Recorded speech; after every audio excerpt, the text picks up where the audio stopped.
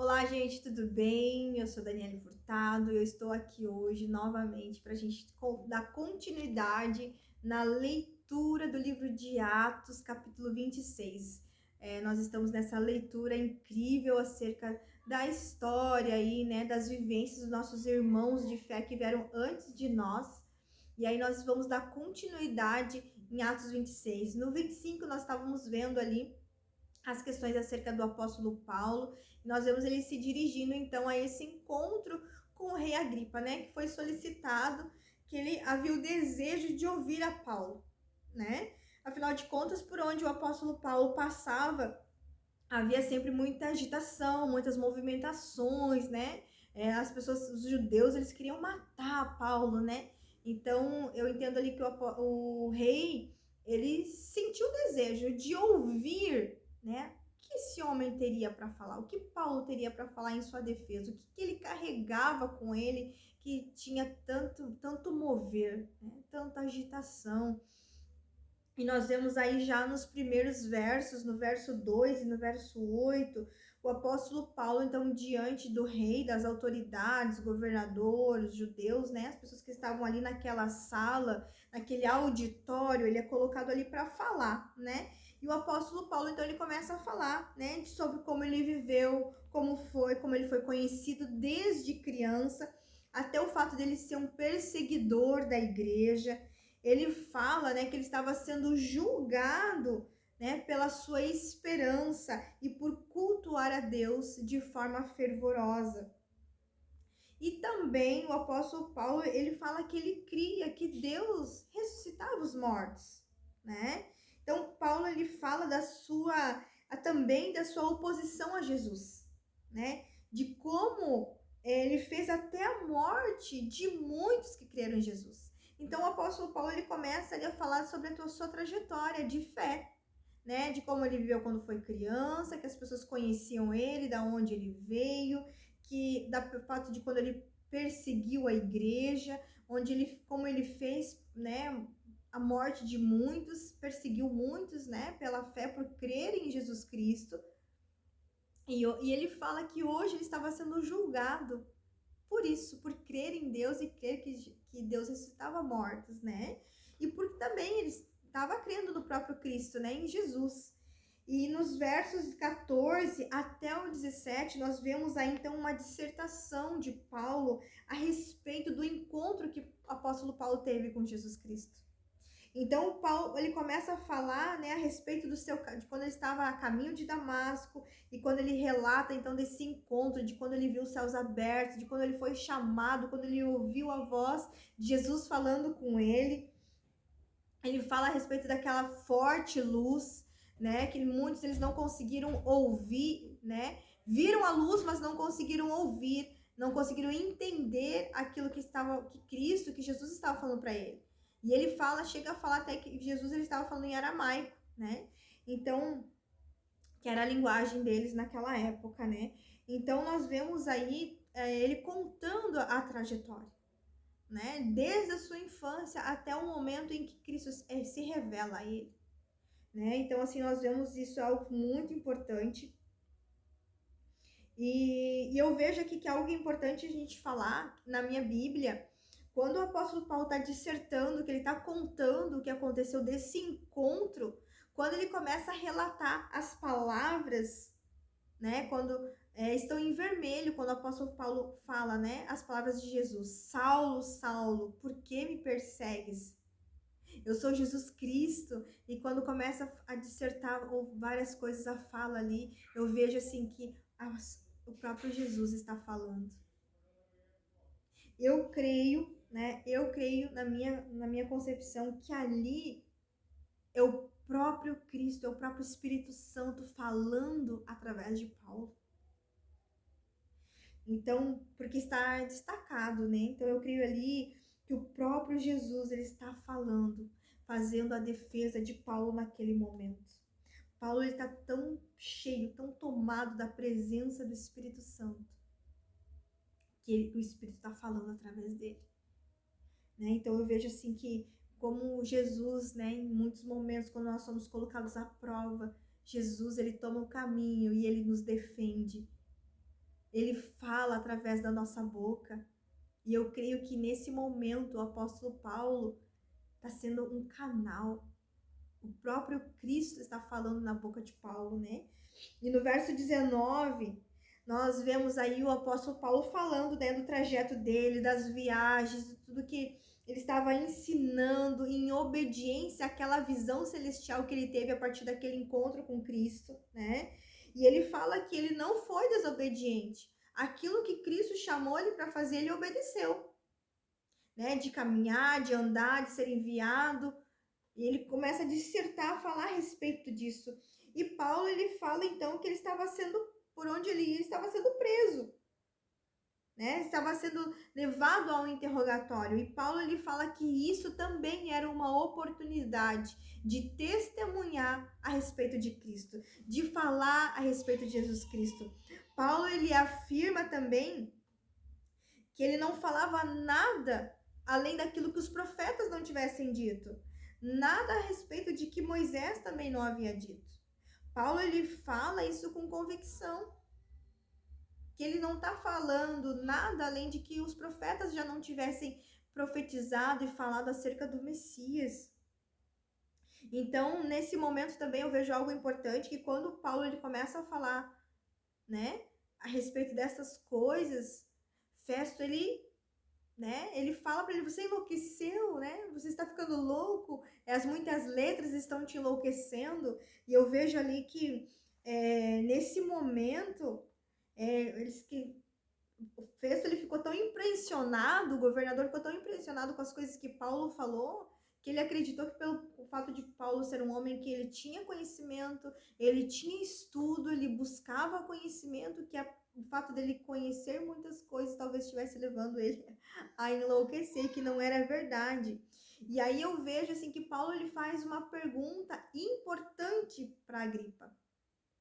Depois que ele fala todas essas coisas, que ele fala a respeito do encontro, da revelação que Cristo teve, né, na vida de Paulo, dessa transformação, depois que ele fala, né, que ele seria uma testemunha de Cristo e que ele ia andar por muitos lugares, Paulo ele pergunta para Agripa: você crê nos profetas? Porque Agripa, ele era um rei e como rei ele conhecia as escrituras, ele conhecia aquilo que os profetas haviam falado a respeito das escrituras. Então, eu vejo aí que isso é uma pergunta importante, né? Porque se de fato o rei Agripa respondesse um sim ou um não, o rei também estaria aí, né? Dando um atestado que também cria, que também acreditava em Cristo, que Cristo poderia verdadeiramente ser o Messias, conforme os profetas haviam profetizado, falado a respeito dessas coisas, né? Então eu vejo uma pergunta aí chave, mas aí eu vejo também no verso 29 também uma outra coisa importante, porque Agripa ele, né, responde ali a Paulo se ele achava que poderia ali em poucos momentos, em poucos minutos ali de fala converter, né?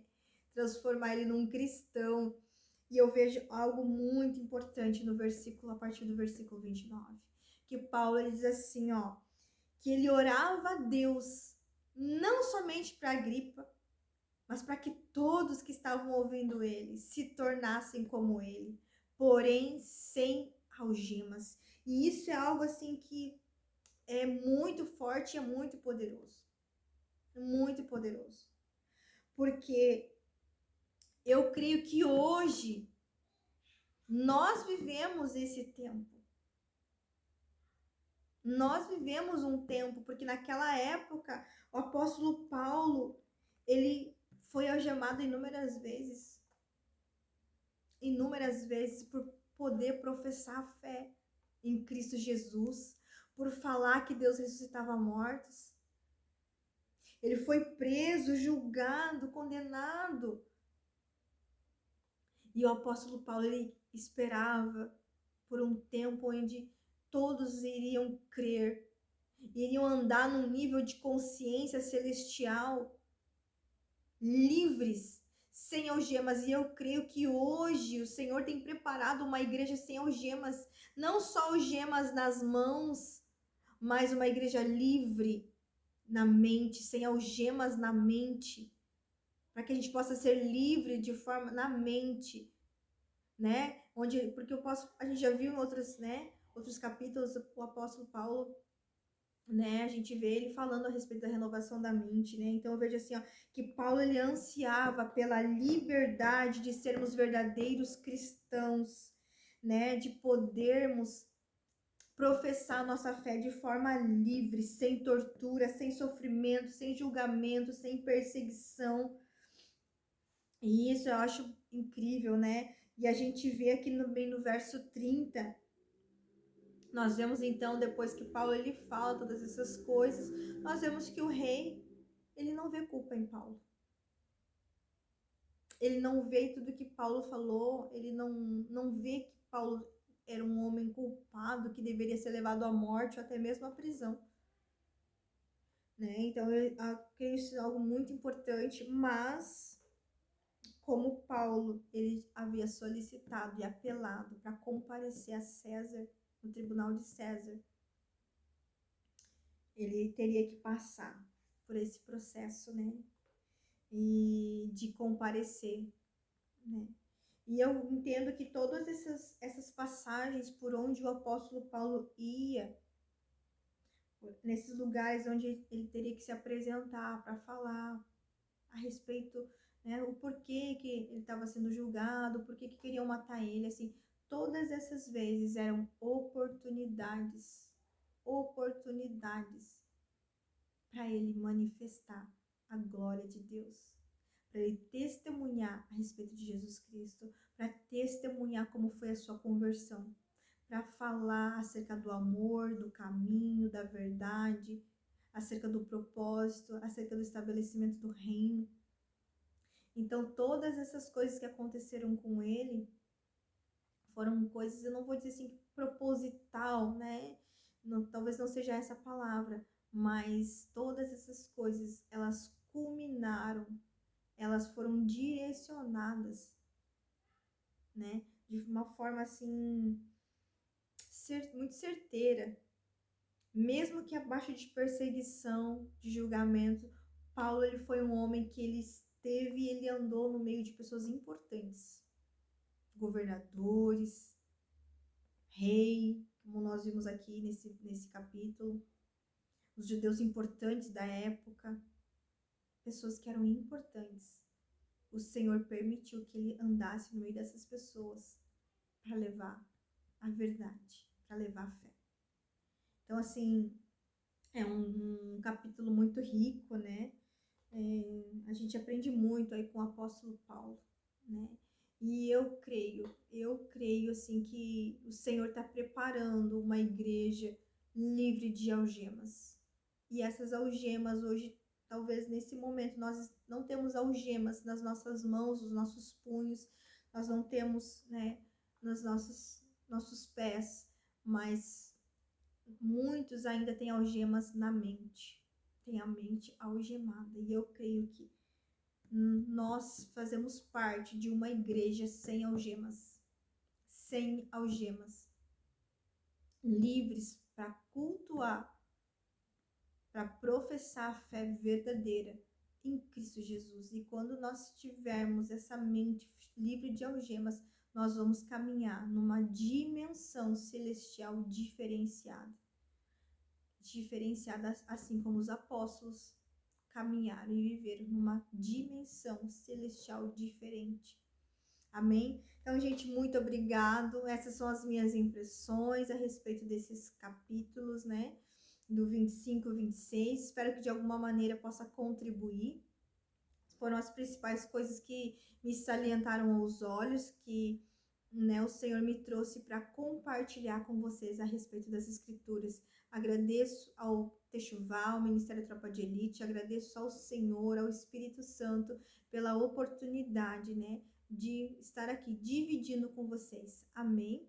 Obrigado, gente. Deus abençoe, ilumine e guarde a todos vocês que forem ver esse vídeo, que vocês possam, de alguma maneira, né, serem ministrados, né? Amém? Acerca de tudo isso que a gente está falando aqui. Amém? Um forte abraço para vocês.